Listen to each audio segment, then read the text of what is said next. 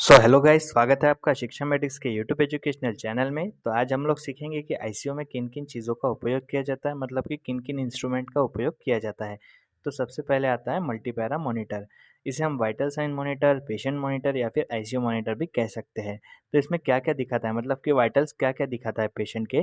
तो वाइटल्स में पेशेंट के बताता है कि ECG, SPO two, pulse rate, NIBP, respiration और टेम्परेचर, ये हमें दिखाता है पेशेंट का। उसके बाद अगर हम ईसीजी की बात करें तो ईसीजी को इलेक्ट्रोकार्डियोग्राफी कहते हैं। इलेक्ट्रिक एक्टिविटी बताता है हमारे हार्ट की।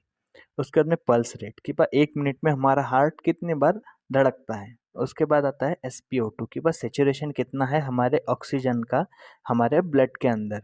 उसके बाद में एनआईबीपी, सिस्टोलिक ब्लड प्रेशर और डायस्टोलिक ब्लड प्रेशर इसमें हमें दिखाया जाता है।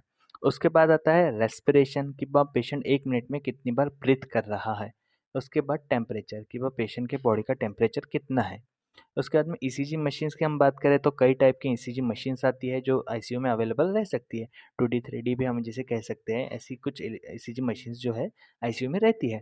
उसके बाद में मैकेनिकल वेंटिलेटर, समझो कोई पेशेंट है जो खुद से सांस नहीं ले पाता, जिसके लंग्स कोलैप्स मार चुके हैं या फिर उसको कोई लंग्स डिसीज है, तो उस कंडीशन में पेशेंट को वेंटिलेटर लगाया जाता है जिससे वो पेशेंट को ऑक्सीजन लेने में सहायता होती है। उसके बाद आता है सिरिंज पंप। अब समझो कोई मेडिसिन है जो कम अमाउंट पे हमें पेशेंट को देनी है, तो उस चीज़ के लिए सिरिंज पंप का उपयोग किया जाता है। मतलब कि समझो कोई बीपी का इंजेक्शन है, कोई शुगर का है या फिर कोई अदर हो सकता है, तो उसको हमें 5 ml per hour, 10 ml per hour या फिर 2 ml पर आवर इस सिचुएशन से देनी है, तो उसके लिए सिरिंज पंप का यूज़ किया जाता है। उसका ना इन्फ्यूजन पंप। अब इसका क्या यूज़ है? इसका यूज़ सेम सिरिंज पंप जैसा है, बट फ़र्क इतना है कि इसमें जो है, जो मेडिसिन होता है वो 30 ml से ज़्यादा होता है, मतलब 50 ml, 100 ml per hour, 70 ml per hour, 60 ml per hour, ऐसे मात्रा में जो पेशेंट है उसे मेडिसिन दी जाती है।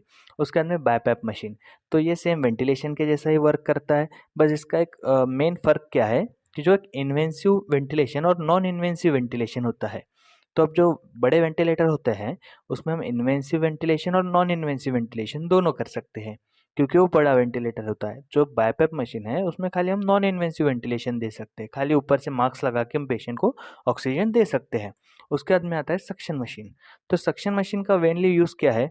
समझो कोई पेशेंट है जिसे हमने इंट्यूब्यूट किया है, तो अब इंट्यूब्यूट करने के बाद कभी पेशेंट एस्पिरेट मार सकता है, ब्लीडिंग ब्लीडिंग आ सकती है पेशेंट को मुंह में, तो उसको क्लीन करने के लिए सक्शन मशीन का यूज़ किया जाता है। उसके बाद आता है फुल्ली ऑटोमेटिक आईसीयू बेड। अब फुल्ली ऑटोमेटिक आईसीयू बेड का वर्क क्या है कि कोई पेशेंट है जो हिल नहीं सकता, तो उसको जैसी चाहे वैसी पोजीशन में रखने के लिए इस बेड का उपयोग किया जाता है। उसके बाद में आता है पोर्टेबल वेंटिलेटर। अब जाहिर सी बात है, हर जगह हम बड़ा वेंटिलेटर नहीं ले जा सकते क्योंकि इलेक्ट्रिसिटी पे चलता है। तो ये पोर्टेबल वेंटिलेटर होता है, इसे हम कहीं पे भी हिला सकते हैं, मतलब पेशेंट को एक जगह से दूसरी जगह ले जाने के लिए इसका उपयोग किया जाता है। मतलब कि समझो कोई पेशेंट है जिसको हमें एमआरआई के लिए ले जाना है, तब इसका उपयोग किया जा सकता है। उसके बाद आता है ब्लड वार्मर। तो इसका क्या यूज़ है? जो देखिए, ब्लड जो आता है वो ठंडा रहता है, फ्रीज में रखा हुआ रहता है, तो उसको जो बॉडी टेम्परेचर है उससे मैच करा के पेशेंट को देना है, इसलिए ब्लड वार्मर का उपयोग किया जाता है। उसका नाम आता है डिफिब्रिलेटर मशीन या फिर डिफिब मशीन हम इसे कहते हैं।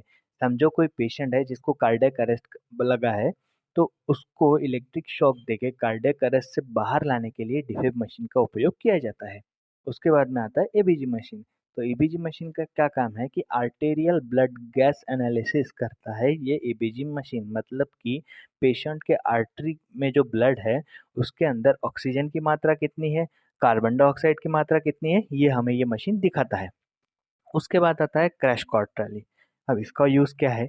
जो जितने भी मेडिसिन आईसीयू में यूज़ होते हैं, इंजेक्शंस हो गई या फिर टैबलेट बोलो, कुछ भी बोलो, उसको रखने के लिए इस ट्रॉली का उपयोग किया जाता है, जिसे हमें मेंटेन रखना बहुत ज़रूरी रहता है। क्योंकि समझो कोई इंजेक्शन है, जैसे बीपी का इंजेक्शन है, पेशेंट का बीपी ड्रॉप हो गया, तो इंजेक्शन लगाना है, तो अब तब मेडिकल में तो नहीं भाग सकेंगे ना, इसलिए इस ट्रॉली का उपयोग किया जाता है कि हमेशा इंजेक्शन इसमें अवेलेबल रहना चाहिए। 2-3 एक्स्ट्रा इंजेक्शन तो उस चीज़ के रहने ही चाहिए। उसके बाद में पोर्टेबल एक्स-रे मशीन, मतलब कि पेशेंट बेड पे लेटा है, हिल नहीं सकता, वहाँ पे जाओ उसका एक्स-रे निकाल के लाओ। कोई समझो निमोनिया का पेशेंट है, तो उसका एक्स-रे निकालना ही पड़ता है, तो उस कंडीशन में इस एक्स-रे मशीन का यूज़ करते हैं। उसके बाद आता है डायलिसिस मशीन। किडनी का पेशेंट है, डायलिसिस पे है, डायलिसिस मशीन ज़रूरी है। उसके बाद आता है डीवीटी पंप। डीवीटी पंप का क्या यूज़ है, समझो हमारे पैर होते हैं, उसमें ब्लड क्लॉटिंग हो जाती है, तो ब्लड क्लॉटिंग को रिमूव करके जो ब्लड फ्लो है, उसको नॉर्मल रख करने के लिए इस मशीन का मतलब इस पंप का यूज़ किया जाता है। इसका लॉन्ग फॉर्म देख लिए, डीप वेन थ्रोम्बोसिस पंप। इसका कंप्लीट वीडियो चाहिए, कमेंट कीजिए। उसके बाद में एक्सरे व्यू बॉक्स, ये तो जनरल चीज़ें हो गई। एक्सरे व्यू बॉक्स हो गया, स्पेग्नोमोनोमीटर हो गया, स्टेथोस्कोप हो गया, पल्स ऑक्सीमीटर हो गया। उसके बाद में Ambu bag, artificial manual breathing unit, ये भी हमारे आईसीयू में रहता है। उसके बाद में लेरेंजोस्कोप। अब लेरेंजोस्कोप का यूज़ तो कई होते हैं, जैसे देखिए 2 यूज़ बताता हूँ मेनली। हमें पेशेंट को इंट्यूब्यूट करना है, तो एग्जैक्टली बहुत ही अच्छी तरीके से इंट्यूब्यूट करना है, तो इसका उपयोग किया जाएगा।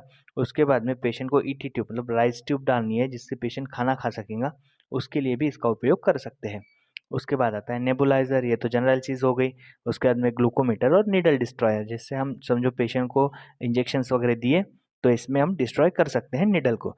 तो ये सब चीज़ें हो गई जो हम आईसीयू में यूज़ करते हैं।